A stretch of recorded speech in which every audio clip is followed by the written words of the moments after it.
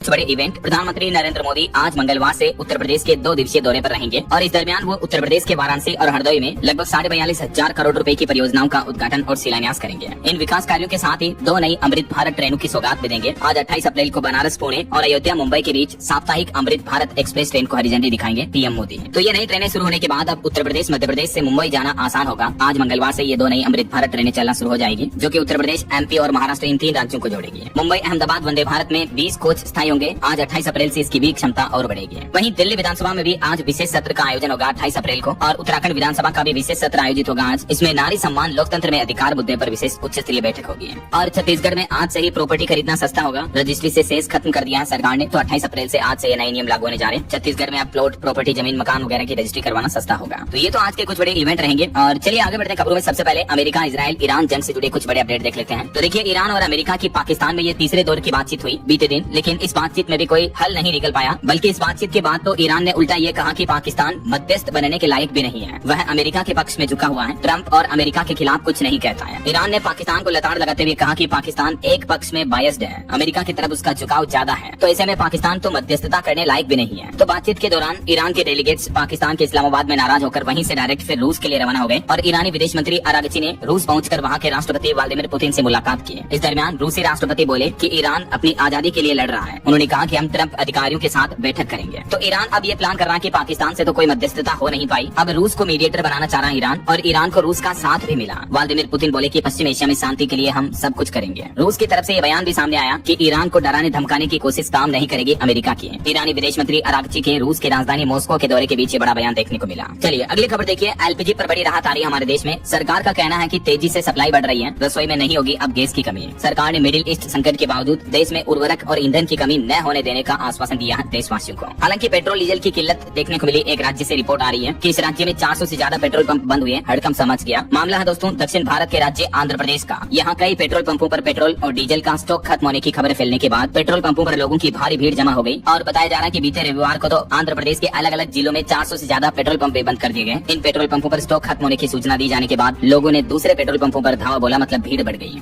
और वही खबर देखिए दोस्तों, युद्ध के हालातों के बीच दिल की सर्जरी करते नजर आए ईरानी राष्ट्रपति। सोशल मीडिया पर इनका वीडियो भी तेजी से वायरल हो रहा है। मोजतबा के इलाज में भी ये भूमिका निभा रहे हैं। ये वीडियो खुद ईरानी महावाणिज्य दूतावास की तरफ से जारी किया गया ट्विटर पर, और ये वीडियो जारी करते हुए अमेरिका पर निशाना साधा ईरान ने कहा कि हाँ, हम अलग हैं। ये देखिए हमारे राष्ट्रपति किस तरह से जन सेवा कर रहे हैं खुद। दरअसल ईरान के राष्ट्रपति पेजेश्कियान जो है वो एक बहुत ही अनुभवी चिकित्सा विशेषज्ञ भी हैं, हार्ट सर्जन भी हैं वो। और खबर आ रही कि अमेरिकी नाकाबंदी से भी ईरान पर बढ़ रहा है दबाव। यूएस सेंट्रल कमांड ने दावा किया कि तेहरान के 38 जहाज रोके गए। अमेरिका द्वारा अभी भी ईरान के जल क्षेत्र, होर्मुज रूट वगैरह पर नाकाबंदी जारी है। और इस नाकाबंदी के बीच अब ईरान ने भी अमेरिका को नया प्रस्ताव दिया। डोनाल्ड ट्रंप के सामने ईरान ने 2 अहम शर्तें रखी। परमाणु कार्यक्रम को लेकर भी एक बात कही। ईरान ने अमेरिका को पहली बात तो ये कही क्लियरली कि पहले होर्मुज रूट खोले, फिर परमाणु मुद्दे पर बातचीत होगी। ईरान ने अमेरिका को 2 सूत्रीय प्रस्ताव भेजा, देख सकते हैं आप, कि पहले चरण में होर्मुज स्ट्रेट खोला जाए और अमेरिका का जो ब्लॉकेड है यहाँ पर नाकाबंदी है उसको खत्म किया जाए, और दूसरा युद्ध विराम या स्थायी शांति समझौता लागू हो, उसके बाद परमाणु कार्यक्रम पर औपचारिक वार्तालाप शुरू हो सकती है। तो उधर अमेरिका ने भी कुछ कड़ी शर्तें रखी। कहा कि ईरान को कम से कम 10 साल तक अपना यूरेनियम संवर्धन रोकना होगा, मतलब परमाणु कार्यक्रम, और ईरान के पास जो मौजूदा परमाणु सामग्री है उसको भी देश से बाहर भेजना होगा। तो ये दोनों देशों ने एक दूसरे के साथ अपनी शर्तें शेयर की हैं। और इस बीच हवाई यात्रा पर खबर आ रही, एयर इंडिया और इंडिगो भारतीय एयरलाइंस कंपनियां जल्द ही शुरू करेगी कतर के लिए उड़ानें भी। आईडीएफ ने उत्तरी गाजा में कई सुरंगें भी नष्ट की हैं। एक बार फिर से युद्ध के हालात देखने को मिल रहे हैं। इधर इजराइल और हिजबुल्लाह के बीच भी टकराव बढ़ रहा। देखिए पश्चिम एशिया जंग में हिजबुल्लाह ने इजराइल से सीधी बातचीत करने से इनकार कर दिया। दक्षिणी लेबनान में आईडीएफ के भी हमले हुए हैं। इजराइल के प्रधानमंत्री बेंजामिन नेतन्याहू ने भी आईडीएफ के सैनिकों और कमांडरों से मुलाकात की। ईसा मसीह की मूर्ति तोड़ने वाले विवाद के बीच ये मुलाकात देखने को मिली है। तो ये अभी के जंग के लेटेस्ट हालात चल रहे हैं।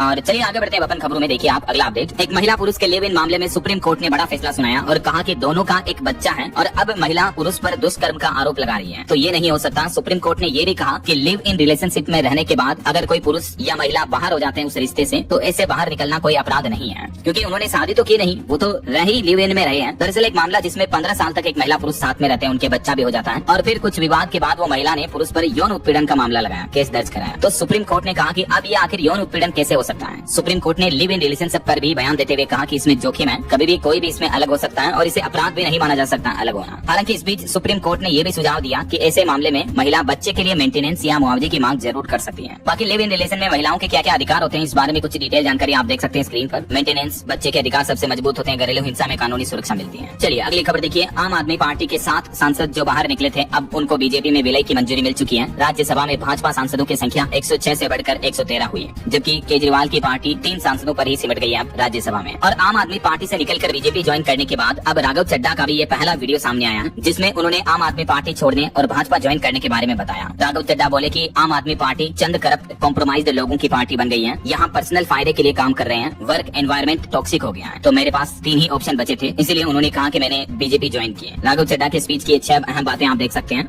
और पॉलिटिक्स के कुछ और अपडेट देखिए। प्रधानमंत्री नरेंद्र मोदी ने बंगाल वासियों के नाम पर एक पत्र लिखा, जिसमें पीएम ने कहा कि भय बहुत हुआ, अब भरोसा चाहिए, सभी विकसित बंगाल के लिए संकल्पित हैं। और बंगाल चुनाव प्रचार के बीच अब प्रधानमंत्री नरेंद्र मोदी सिक्किम राज्य भी पहुंचे। यहाँ सिक्किम में गंगटोक में उन्होंने रोड शो किया। आज सिक्किम में 4000 करोड़ की परियोजनाओं का भी शिलान्यास करेंगे पीएम मोदी और राज्य के 50वें स्थापना दिवस समारोह में भी शामिल होंगे। वहीं बंगाल में बड़ी राजनीतिक हिंसा भी देखने को मिली। टीएमसी सांसद मिताली की कार पर ईंट और पत्थर से हमला हुआ, जिसमें सांसद और उनका ड्राइवर भी घायल हो गया। 3 भाजपा कार्यकर्ता भी अरेस्ट हुए हैं। टीएमसी बोले कि अमित शाह की धमकी के बाद ये हमला हुआ है। और खबर है, दिल्ली के पूर्व मुख्यमंत्री अरविंद केजरीवाल बोले कि जस्टिस स्वर्णकांता से न्याय की उम्मीद खत्म हुई। उनके बेटे को केंद्र से सबसे ज्यादा केस मिले, शराब घोटाला मामले में हाईकोर्ट नहीं जाऊंगा। अरविंद केजरीवाल ने वीडियो जारी करके हाईकोर्ट की जस्टिस स्वर्णकांता शर्मा पर ये गंभीर आरोप लगाए हैं। चलिए अगली खबर देखिए। एक रिपोर्ट सामने आ रही कि भारत बना दुनिया का 5वां सबसे बड़ा रक्षा खर्च करने वाला देश। पिछले साल 2025 में भारत का रक्षा बजट 92 अरब डॉलर तक पहुंच गया है। SIPRI की रिपोर्ट के मुताबिक दुनिया का 5th लार्जेस्ट डिफेंस बजट वाला देश बन चुका हमारा देश भारत। भारत में भी अब हथियारों की दौड़ तेज हुई, वर्ल्ड रैंकिंग में 5वें नंबर पर पहुंच गया है। चलिए अगली खबर देखिए। केंद्र सरकार के ऑनलाइन कंटेंट ब्लॉकिंग आदेशों में तेज उछाल आया। पिछले साल 2025 में ये संख्या 24,000 के पार पहुंची। और सोना चांदी के भाव पर खबर आ रही है, मामूली फेरबदल देखने को मिला। चांदी 105 रूपए घटकर 2,44,000 रूपए प्रति किलो आई, जबकि 10 ग्राम सोने का भाव अभी 1,51,000 रूपए प्रति 10 ग्राम चल रहा है। बाकी अलग अलग कैरेट के हिसाब से गोल्ड का प्राइस आप देख सकते हैं स्क्रीन पर। और एक बड़ी खबर देखिए दोस्तों, मुंबई में तरबूज खाने से एक पति पत्नी और 2 बेटियों की मौत हो गई। एक ही परिवार के 4 मेंबर की मौत हो गई। फूड पॉइजनिंग की आशंका बताई जा रही है। इनके घर पर आए मेहमानों के साथ पहले इन्होंने बिरयानी खाई और फिर फल खाए थे। मुंबई के जेजे मार्ग इलाके की यह घटना है, जहां एक ही परिवार के 4 सदस्यों की तरबूज खाने से मौत हो गई, जिसमें पति पत्नी और इनकी 13 साल और 16 साल की 2 बेटियां शामिल हैं। हालांकि फूड पॉइजनिंग की आशंका के बाद अब पुलिस जांच करें इस मामले की। देखते हैं आगे क्या खुलासा सामने आता है। फिलहाल देखिए अगला अपडेट। बिहार सरकार ने नया आदेश जारी किया। बिहार राज्य में अब सरकारी आयोजनों और सभी स्कूलों में राष्ट्रगीत, राष्ट्रगान और बिहार गीत तीनों गाना अनिवार्य होगा। बिहार के नए मुख्यमंत्री सम्राट सरकार की तरफ से ये नया आदेश जारी कर दिया। बिहार राज्य गीत का गायन भी अनिवार्य कर दिया, राष्ट्रगीत राष्ट्रगान के साथ ही। किसी भी कार्यक्रम का समापन अब बिहार गीत से होगा। चलिए खबर देखिए। अब नैनो टेक्नोलॉजी से साफ होगी यमुना नदी। नालों का गंदा पानी रोकने के लिए दिल्ली की रेखा गुप्ता सरकार ने एक नया पायलट प्रोजेक्ट लॉन्च किया है। यमुना में गिर रहे नालों के प्रदूषण को कम करने के लिए दिल्ली जल बोर्ड इन C2 और नैनो तकनीक का उपयोग करेगा। यमुना नदी की सफाई पर यह नया अभियान शुरू होने जा रहा। वहीं दिल्ली में एक और नया आदेश लागू हुआ। हीट वेव पर एक्शन प्लान। अब दोपहर 12 बजे से 3 बजे तक श्रमिकों के काम करने पर रोक रहेगी और अस्पतालों में भी मरीजों के लिए कूल रूम तैयार किए जा रहे हैं। दिल्ली की मुख्यमंत्री रेखा गुप्ता ने राजधानी में हीट वेव एक्शन प्लान 2025 लागू कर दिया और इसकी समीक्षा करके सभी अधिकारियों को प्रभावी रूप से इसको लागू करने के निर्देश भी दिए हैं। और दिल्ली से एक और बड़ी खबर है। बीते दिन राजधानी के 4 स्कूलों को बम से उड़ाने की धमकी दी गई। इसमें एक तो आर्मी और एक CRPF का स्कूल भी शामिल है। चलिए अगला अपडेट आ रहा है। भारतीय अंतरिक्ष एजेंसी इसरो सिविल एक्सपर्ट को भी अंतरिक्ष में भेजेगा। गगनयान मिशन के एस्ट्रोनॉट के दूसरे बैच में ये शामिल होंगे, जिनकी ट्रेनिंग में 4.5 साल लगेंगे। इसरो की तरफ से इस बार एस्ट्रोनॉट कैडर को आम नागरिकों के लिए खोलने का भी फैसला किया है। और खबर है, देश की राष्ट्रपति द्रौपदी मुर्मू हिमाचल प्रदेश के शिमला पहुंची। गवर्नर और मुख्यमंत्री ने उनका स्वागत किया। अगले 5 दिन वो यही रुकेंगी। इस दरमियान अटल टनल रोहतांग और एग्रीकल्चर यूनिवर्सिटी पालमपुर भी जाएंगी। और बागेश्वर धाम के पंडित धीरेन्द्र कृष्ण शास्त्री के छत्रपति शिवाजी महाराज पर दिए गए बयान पर काफी कंट्रोवर्सी देखने को मिल रही है। तो धीरेन्द्र शास्त्री ने कहा कि मैं माफी मांगता हूं। शिवाजी महाराज और समर्थ रामदास स्वामी के बारे में उन्होंने विवादित बयान दिया था, तो उसके बाद उनका काफी विरोध देखने को मिला। और बैंक लूट की एक बड़ी घटना देखी दोस्तों। गुजरात के सूरत की SBI ब्रांच में 50 लाख रुपए की लूट कर ली गई दिन दहाड़े। लुटेरों ने बंदूक दिखाकर बैंक स्टाफ को बंधक बनाया और स्पोर्ट्स बाइक लेकर आए धूम फिल्म की तरह और भाग निकले। गुजरात में सूरत के वराछा इलाके में बीते दिन सोमवार को SBI ब्रांच से हथियारबंद लुटेरों ने 50 लाख रुपए लूट कर फरार हो गए। बताया जा रहा है कि तकरीबन 5 से 6 बदमाश थे, जिन्होंने बैंक कर्मचारियों को बंदूक दिखाकर बंधक बना लिया और उसके बाद इस लूट की घटना को अंजाम दिया। दिन दहाड़े दोपहर 1:11 पर यह घटना हुई। इस घटना की कुछ तस्वीरें भी आप देख सकते हैं। इसके अलावा एक और बैंक लूट की बड़ी घटना देखने को मिली बिहार के समस्तीपुर में। बंधन बैंक से 10 मिनट में 1,80,000 रुपए लूट लिए और गन पॉइंट पर वहां मौजूद महिलाओं के गहने भी उतरवाए। जबकि इस लूट की घटना के लोकेशन से महज 4 किलोमीटर दूर ही बिहार के डिप्टी CM विजय चौधरी का कार्यक्रम भी चल रहा था। समस्तीपुर में भी बीते सोमवार को ही बंधन बैंक में लूट की घटना देखने को मिली। और अभी 3 दिन पहले की एक घटना देखिए। झारखंड के बैंक में बड़ी डकैती हुई। 10 मिनट में 7 करोड़ का सोना और 5 लाख केस ले गए हथियारबंद नकाबपोश। झारखंड के हजारीबाग में भी दिन दहाड़े बैंक डकैती की बड़ी वारदात सामने आई। 10 से 20 मिनट के अंदर अंदर चोरी को अंजाम दिया। यहाँ झारखंड में बैंक ऑफ महाराष्ट्र के बरही ब्रांच में वारदात हुई। बैंक स्टाफ के साथ मारपीट भी की लुटेरों ने। हजारीबाग की घटना है। इसके अलावा अभी आपको पता होगा, सप्ताह भर पहले मध्य प्रदेश में भी एक बड़ी बैंक डकैती देखने को मिली। 15 मिनट में 15 करोड़ की डकैती हुई। हथियार लेकर बैंक में घुसे 5 बदमाश, मैनेजर को भी पीटा, फायरिंग भी की। MP के सिंगरौली में ये बैंक लूट की घटना देखने को मिली है। तो कहने का मतलब दिनों दिन हमारे देश में बैंक लूट की घटनाएं काफी ज्यादा बढ़ रही है। सरकार को बैंकों में सुरक्षा सिक्योरिटी बढ़ानी चाहिए, राइट। चलिए अगली बड़ी खबर देखिए। भारत और न्यूजीलैंड के बीच मुक्त व्यापार समझौते पर हस्ताक्षर हो चुके हैं। अब 100% भारतीय निर्यात टैक्स फ्री होगा। आखिरकार कई महीनों की बातचीत के बाद बीते दिन इंडिया न्यूजीलैंड के बीच फ्री ट्रेड एग्रीमेंट साइन हुआ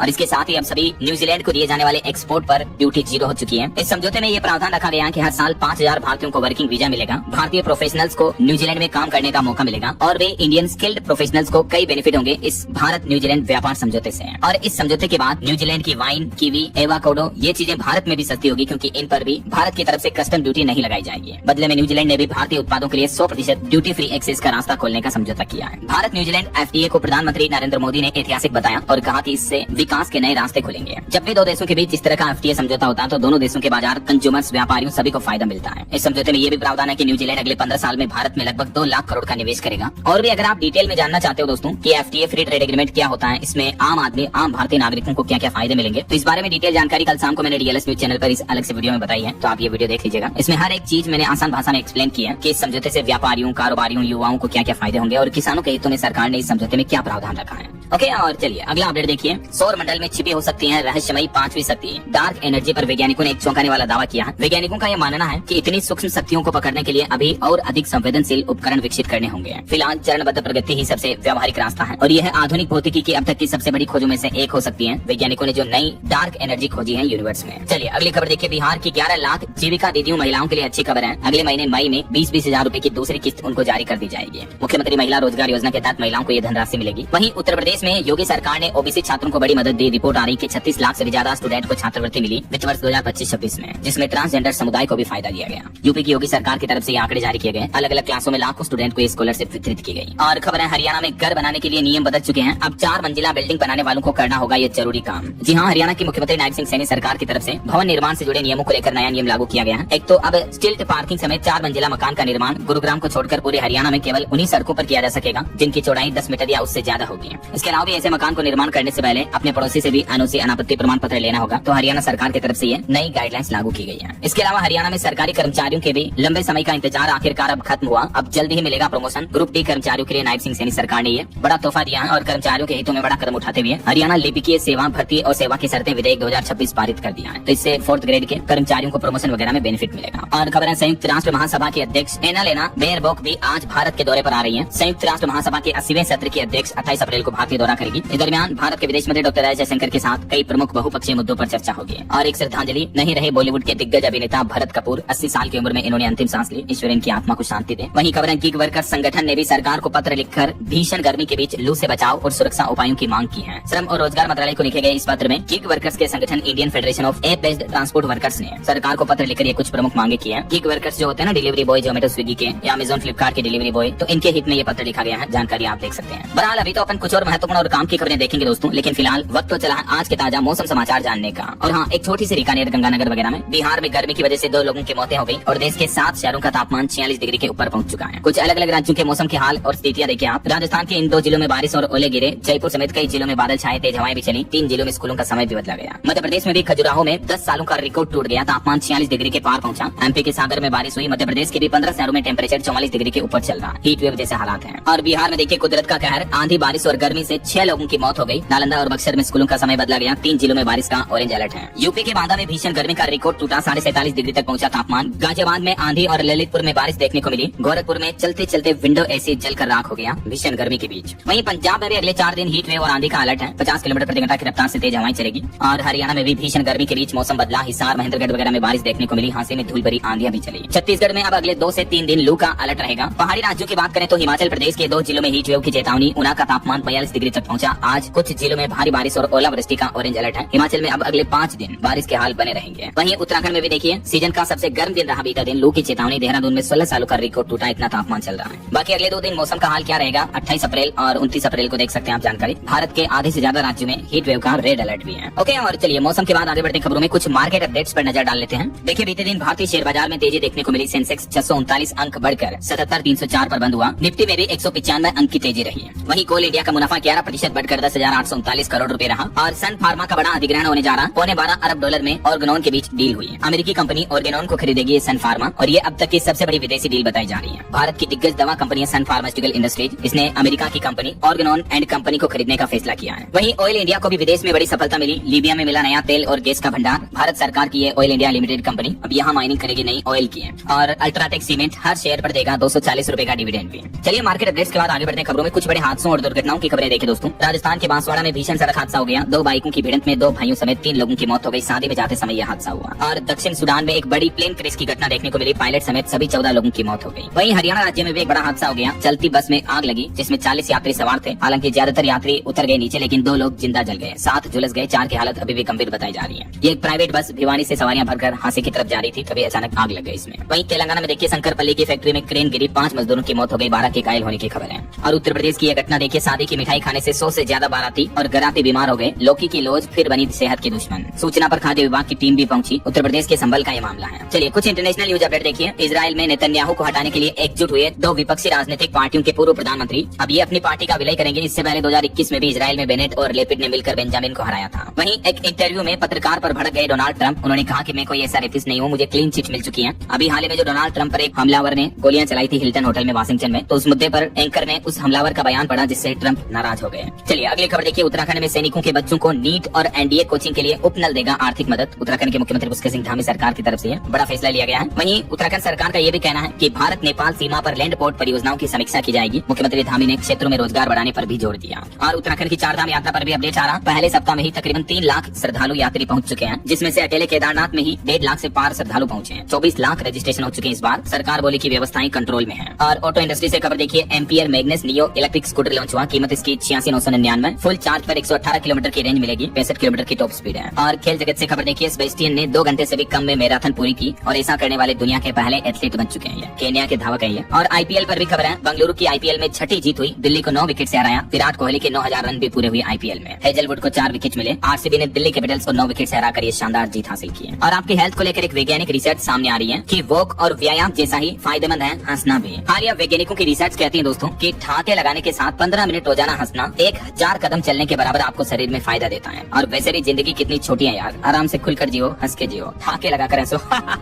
जी हाँ दोस्तों, हार्वर्ड मेडिकल के वैज्ञानिकों की स्कूल की रिसर्च कहती है कि आपकी हंसी दवाओं जैसा काम करती है। जब बुजुर्ग 10 से 15 मिनट खुलकर हंसते हैं ना, तो उनके शरीर में वैसी प्रतिक्रियाएं होती हैं जो तेज चलने व हल्की एक्सरसाइज से होती हैं। और इतना ही नहीं, रिसर्च में वैज्ञानिकों ने बताया कि मानसिक सेहत भी अच्छी रहती है हंसने से। जैसे जैसे उम्र बढ़ती है, खुलकर हंसने के और कई बड़े बदलाव हमारे शरीर में देखने को मिलते हैं। न सिर्फ बुजुर्गों के लिए बल्कि युवा और हर उम्र के लोगों के लिए हंसना काफी फायदेमंद है। और हेल्थ पर एक और खबर आ रही है कि डिहाइड्रेशन से डायबिटीज और माइग्रेन का खतरा भी बढ़ता है। तो भीषण गर्मी में खुद को बचाएं, थोड़ी थोड़ी देर में पानी पीते रहें गर्मी के मौसम में, है ना। और एक सोशल सर्वे देखिए दोस्तों, युवाओं जेन जी को लेकर रिपोर्ट सामने आ रही कि जेन जी मिलेनियल्स की शादी से ज्यादा करियर बनाने में दिलचस्पी है। शादी की इच्छा न रखने वाले युवक 25% हैं, जबकि ऐसी युवतियां 48% तक बढ़ी हैं। ब्रिटेन में हुई हाल ही एक सर्वे में युवाओं पर यह रिपोर्ट सामने आ रही है। और न सिर्फ ब्रिटेन बल्कि भारत में भी कुछ ऐसी स्थिति देखने को मिल रही है। आजकल के युवा जल्दी शादी करने की बजाय करियर बनाने पर ज्यादा फोकस कर रहे हैं, जो की एक अच्छी बात है। चलिए अगली खबर देखिए। देश के परिवहन मंत्री नितिन गडकरी बोले कि वाहनों के लिए जल्द ही नए नियम लागू किए जाएंगे। ट्रैक्टर एसी से लेकर केरा वैन तक बदलाव की तैयारी की जा रही है। सड़क परिवहन मंत्रालय की तरफ से वाहनों के लिए ये नए मानक प्रस्तावित किए हैं, जिसमें कृषि ट्रैक्टरों में एसी और हीटिंग सिस्टम की टेस्टिंग का प्रावधान रखा गया है। और भारत में सैनिकों को ले जाने वाले वाहनों में, जिसमें रक्षा या पुलिस बल के वाहन हो गए, तथा ट्रेलर कारवां के लिए टाइप अप्रूवल के नियम भी रखे गए हैं। और भी इन नियमों की डिटेल जानकारी आप देख सकते हैं कि सरकार आखिर क्यों ये बदलाव लागू करने जा रही है। चलिए खबर है जनगणना पर अपडेट आ रहा। उत्तर प्रदेश में अगले महीने 7 मई से शुरू होगी जनगणना। स्व जनगणना को लेकर जारी हुआ लिंक, इस ऑनलाइन पोर्टल के माध्यम से आप खुद के लिए रजिस्ट्रेशन कर सकते हैं। वही देखिए, स्कूलों के भी समय में बदलाव किया गया। उत्तर प्रदेश में गौतम बुद्ध नगर में जिले में आदेश जारी हुआ। नर्सरी से लेकर 8वीं तक के छात्रों को बड़ी राहत मिली है। बढ़ती गर्मी के बीच अब नया टाइम टेबल ये रहेगा। ग्रेटर नोएडा में जिला प्रशासन की तरफ से आदेश जारी किया गया है। वहीं क्रूड ऑयल के प्राइस पर रिपोर्ट सामने आ रही कि कच्चे तेल के भाव में उछाल से पेट्रोल डीजल 20 रुपए तक महंगा होने की आशंका है। एमके ग्लोबल की रिपोर्ट के मुताबिक ये जानकारी सामने आ रही है। और संजय कपूर केस में सुप्रीम कोर्ट ने क्या कहा देखिए कि 80 की उम्र कोर्ट में लड़ने की उम्र नहीं है। सोना ग्रुप विवाद में कोर्ट ने अपने परिवार की ही मध्यस्थता की सलाह दी है। वहीं औद्योगिक उत्पादन में बड़ी गिरावट की आशंका की खबर आ रही। 2% रह सकती है बढ़ोतरी दर। यूनियन बैंक की रिपोर्ट में दावा किया जा रहा है कि जो युद्ध के हालात चल रहे हैं, इस वजह से औद्योगिक उत्पादन बड़ा गिर सकता है। रेलवे से खबर है 30 अप्रैल से जम्मू श्रीनगर के बीच सीधी रेल सेवा शुरू होगी। जम्मू के मुख्यमंत्री उमर अब्दुल्ला बोले कि पर्यटन को इससे बढ़ावा मिलेगा। वहीं रेल मंत्रालय ने भी एक स्पष्टीकरण जारी किया। 30,000 पदों को हटाने की रिपोर्ट गलत है। दक्षता बढ़ाने के लिए पदों का पुनर्गठन किया जा रहा है। सोशल मीडिया पर इस तरह की रिपोर्ट्स खबरें चली, तो उसके बाद रेल मंत्रालय की तरफ से क्लेरिफिकेशन जारी किया गया। और खबर है दोस्तों, राफेल फाइटर जेट को मिलेगा स्वदेशी टच FDR एनालिसिस सॉफ्टवेयर विकसित करने की तैयारी में है भारतीय वायुसेना। वहीं चुनाव आयोग ने अब तक 510 करोड़ रुपए जब्त किए पश्चिम बंगाल के चुनाव के माहौल के बीच। और चुनाव आयोग का ये भी कहना है कि फर्जी वोटिंग कराने की कोशिश पर जेल होगी है। वहीं देखिए, गुजरात में जमीन वापस लेने की कार्रवाई पर सुप्रीम कोर्ट ने रोक लगाई। आसाराम ट्रस्ट को राहत मिली। और खबर है, बांग्लादेश में भारत के नए हाई कमिश्नर होंगे दिनेश त्रिवेदी। विदेश मंत्रालय की तरफ से अधिसूचना जारी की गई। वहीं जंगलों को लेकर एक रिपोर्ट सामने आ रही। वैज्ञानिकों के अध्ययन में पता चला कि इस सदी के अंत तक जंगलों में 97% तक बढ़ सकता है कार्बन भंडारण। और इसके पीछे बड़ी वजह बताई है वैज्ञानिकों ने, बढ़ती बारिश और CO2। वहीं खबर है, बिहार में अब मोबाइल ऐप और GIS से होगी जमीन फ्लैट की रजिस्ट्री। एक पेज की मॉडल डीड भी मिलेगी। बिहार में जमीन मकान प्लॉट वगैरह की रजिस्ट्री को लेकर नया नया सिस्टम शुरू हो रहा है। और खबर देखिए, पंजाब से रेत और बजरी लेकर हिमाचल आने वाले वाहनों पर अब अलग से शुल्क लगेगा, टैक्स लगेगा। हिमाचल के मुख्यमंत्री सुखविंदर सिंह सुक्खू की तरफ से यह बड़ा फैसला लिया गया। इससे हिमाचल सरकार के खजाने में सालाना 30 करोड़ रुपए आएंगे। वहीं झारखंड राज्य में अस्पतालों के लिए जारी हुआ कलर कोड, मरम्मत से लेकर दवा तक सिविल सर्जन के हाथ में होगी पावर। 120 करोड़ रुपए का बजट भी मंजूर किया झारखंड स्वास्थ्य विभाग ने। और खबर है, बिहार में जमीन डेवलपमेंट कर किसानों को वापस करेगी सरकार। बिहार सरकार ने लैंड पुलिंग योजना के तहत सड़क निर्माण को लेकर नया प्लान भी बनाया। वहीं बिहार के शिक्षा विभाग ने भी कुछ सख्त नियम लागू कर दिए हैं। बायोमेट्रिक अटेंडेंस होने के बाद ही मिलेगा वेतन। सुबह 9:30 बजे ऑफिस पहुंचना भी अनिवार्य होगा शिक्षा कर्मियों के लिए।